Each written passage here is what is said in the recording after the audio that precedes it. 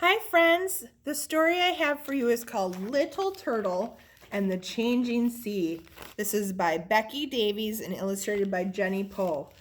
This book helps us know why it's so important to put our garbage in a garbage can and not just throw it on the ground outside, because it can hurt things that live in the ocean like the turtles. So we're going to hear about Little Turtle and the Changing Sea.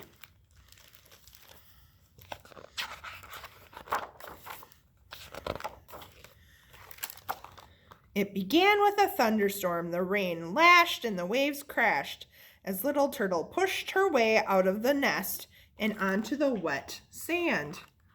There the turtles are. She needed to be quick, one flipper in front of the other. She pulled herself down the beach toward the safety of the sea. So they had to get from there all the way to the water. Thunder rumbled in the sky as Little Turtle slipped into the sea for the very first time. The water rose to meet her and she was tossed and turned in the spray. Which way was up? Tiny Turtle splashed all around her, calling, "Swim, swim!" Just when Little Turtle's flippers were tiring, she managed to hitch a ride. Her journey had begun. Looks like she landed on another fish to swim around for her. Warm currents carried Little Turtle over a carpet of color. She danced with the swaying seagrass. She swam with fish of every shape and size. "What beauty," she said. Happy and content, Little Turtle climbed into a cozy hole in a rock and slept. Months passed and Turtle was no longer little. She had outgrown her hideaway. She was too big to fit in there anymore. But she would never outgrow the ocean. Turtle swam onward through miles of dazzling open waters. She was alone, but she didn't feel lonely. The ocean was her friend.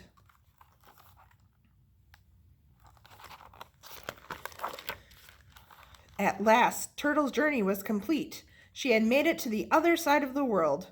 "Home," sighed Turtle, and what a home it was. Foraging and feeding, Turtle lived there happily for many years until one day it was time for her to return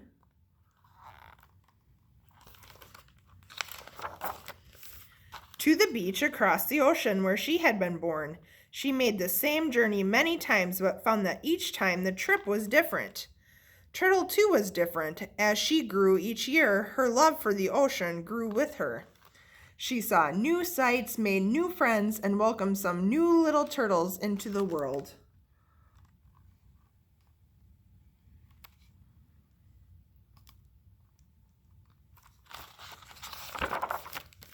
Then one day, the ocean itself was different. What are those things? Plastic bags. Colors disappeared, and Turtle found strange new creatures swimming beside her. "Friend?" she asked, but she was met with silence. Was that a friend? It was a plastic bag. The strangeness grew and grew, and Turtle felt lost in the place she knew most. Nothing looked the same.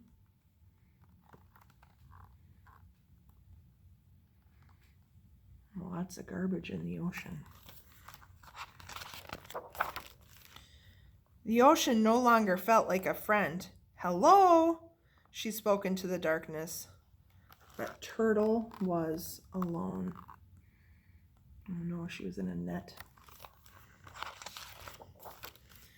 Just when Turtle thought her journey was over forever, figures emerged from the strangeness and swam toward her. Turtle was free. Little by little, she watched as they tended to the seagrass, the coral, and her friends. Then they cleaned up the garbage. "Thank you," she said. They had returned her to the ocean. So these scuba divers helped clean up the ocean and make it better again.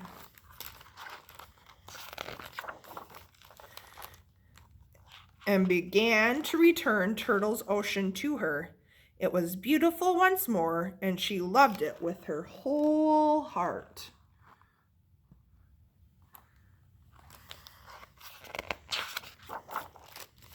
The end. So when people threw garbage into the ocean, it got turtle trapped, right? And sometimes turtles eat these because they think they're food, and then they get sick and then they die. So it's so important to make sure you're putting your garbage in the correct spot, either in a recycling bin or in a garbage can, to help keep animals like the little turtle safe. Okay?